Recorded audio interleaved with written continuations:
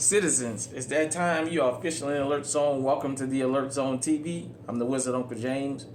I would love for you to become an active citizen, and you can do that by viewing the videos, hitting the subscribe button, hitting the bell with the all so you can be notified when we drop fruitful content, giving the video a like to help spread the message, sharing. If you're 18 years of age or older and are able to be legally armed in America, practice your Second Amendment rights. It's not illegal under the Constitution. I would definitely love y'all comments. So tonight I'm sitting here, got my Ruger SR45 with me tonight. You guys see that? It's empty for YouTube. AKA Big Ugly, AKA 504. I'm in a safe environment. You know, I ain't got to do all that. But I'm sitting here with Big Ugly tonight. And it's a loaded mag because, you know, we stay on point around here. And I wanted to talk to everybody about the responsibility of legal firearm owners.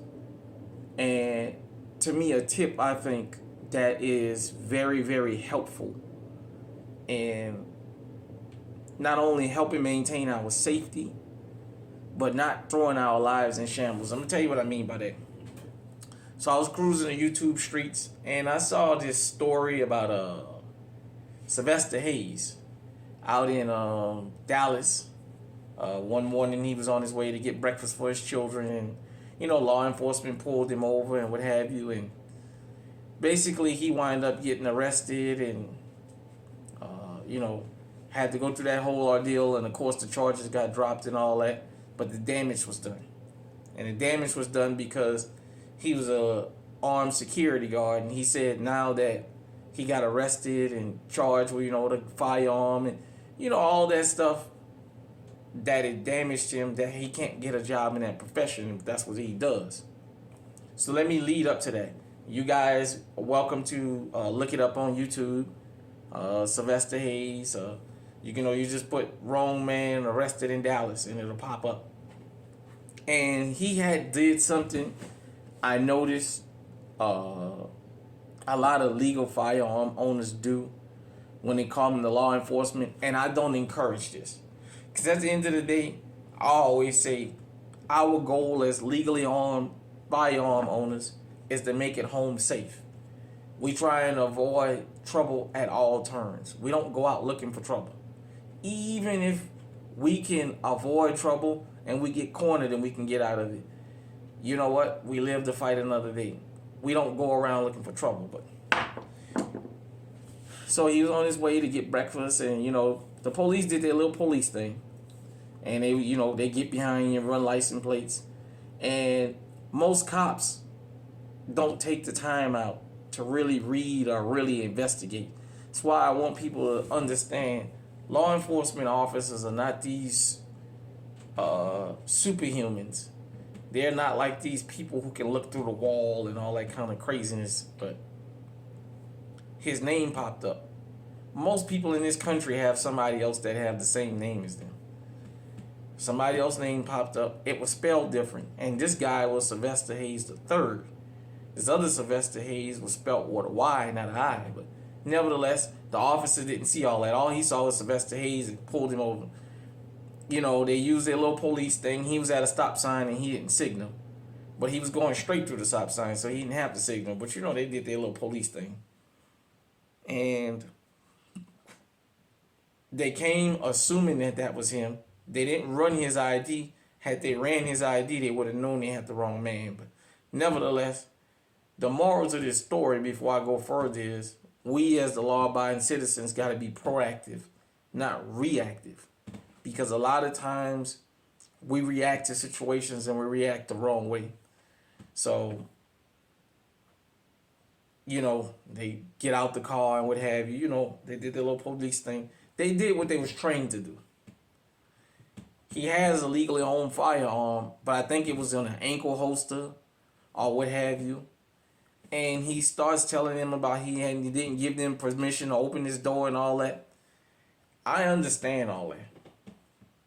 I really do. But you know what? in the grand scheme of things, you got to always think about making it home and the fact that you can't win against law enforcement. You can't. When it comes to something like that, you legally armed, just your firearm. They do what they're trained to do. They're trained to escalate situations. I don't care what nobody say. That's just pattern recognition about law enforcement. They're trained to escalate certain situations. And the mere fact they didn't run his name and run his ID and what have you, when you asked him to get out, he kind of didn't really want to get out. And I know some people in the comment section going to say, well, about his constitutional right and his right and this and that. If it was all about his constitutional rights, guess what? Illinois and Washington and California wouldn't have all these fucking gun bans going on. So don't tell me nothing about no damn constitutional right.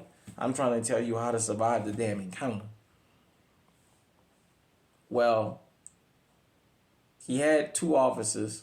One was a female, and I told y'all some of these female officers are worse than these men because they feel like they got to prove themselves. It was her who basically initiated all the foolishness, but nevertheless. And then she was the one who came back and ran, after she finally ran his name and said, we got the wrong guy. Nevertheless, he had a firearm on him. And, it turned into a whole tasing and beating. And you can even hear one of the people on camera calling him a nigger. And, you fighting and you know all that old police stuff. And in the end, once they've realized they had the wrong man, the sergeant said, well, arrest him anyway. We're charging him with resisting arrest and illegal carrying of a weapon or something like that, even though it was registered to him. Yet they were able to get him locked up for his own gun. And this is not the first time I've ever heard of this. He was able to get him locked up for his own gun. A year later, they got the charges dropped on him, but the damage was already done. And look, this is mine right here. This gun has been ran by law enforcement several times because I've been stopped several times since I had this gun. There's no need to be kicking and screaming and what have you. When you legally armed, you got to always think about these guys and girls are taught to escalate a situation. You got to be the one to de-escalate that. You know what? I'd rather take them to court for stopping me and profiling me with no charges on me than to go through all that and then have to fight to get these charges dropped. And no. Driver license, registration, insurance. Police profile all the time. And this guy, Sylvester Hayes, is black, so he knows better. We get profiled all the time. Man, look. Let them go on and do their little police thing and go on about your business. If you felt like they did you something wrong, you take care of that at a later day and time. You don't do that shit on the side of the road because it could have cost him his life. And it don't matter how wrong they were seen to be, they would have been cleared of any wrongdoing. Even though they didn't have a legitimate reason for stopping him, it doesn't matter. They assumed assumptions, and being wrong still don't bring you back from the grave. I'm not telling you that he shouldn't have been upset, but I'm telling you these guys and girls are trained for this. They're trained when they come up to you, when they profiling you, when they haven't did their due diligence, they already know what your reaction gonna be. They train for that. They train when they just walk up to you and tell you, come on, get out. And you say, hey, well, what am I being charged with? What am I being stopped? They train to escalate that. That's why they do that. This is why this is a constant. And it don't matter your color. When they're in the mood and they're looking for blood, it doesn't matter. Sometimes you can just be the unlucky one. So you always have to think about this when you're legally armed. One of two things can happen. You can do it the easy way and then see them in court later. Or you can do it the hard way and you can see them in court the next day from jail. Or even worse, you can wind up damn dead. Because the one thing nobody would have been able to argue about is that firearm was his. Because it was registered to him. And he kept saying, if you run that firearm, it's going to come back to me. And they charged him with that gun anyway. And because he resisted arrest, that's what they charged him with. That's how they threw the gun charge on him. Because they're going to say he had a firearm in the commission of a crime, even though it was legally owned. That's the little games that they play with the law. That's why, besides just shooting and showing off guns on this channel, we have these kind of discussions. Because for all the people that know what I'm talking about, there's probably more people that don't know or don't believe or don't know the scenarios. And this is kind of to wake them up that this is how you deal with law enforcement. When you legally armed, you don't have to huff and puff and scream with them. When you know you look like me, you know a lot of times shit can go left real quick. You're always supposed to assume when they stop you and you haven't done nothing that they're looking for trouble. Use this firearm before you use this one.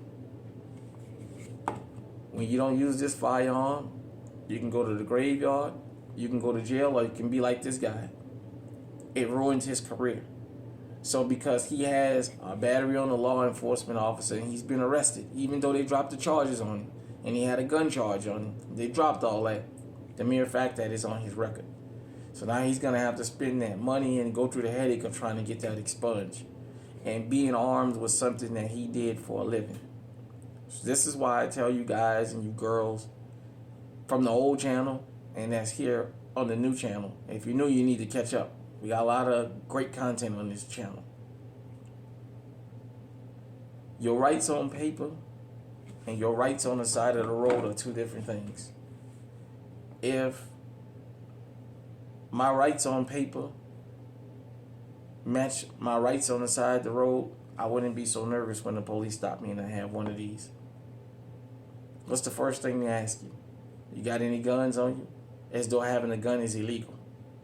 But it's the assumption that you have an illegal gun on you. We wouldn't have all this challenges and all these tweaks to the Second Amendment if our rights on paper translated out into the real world.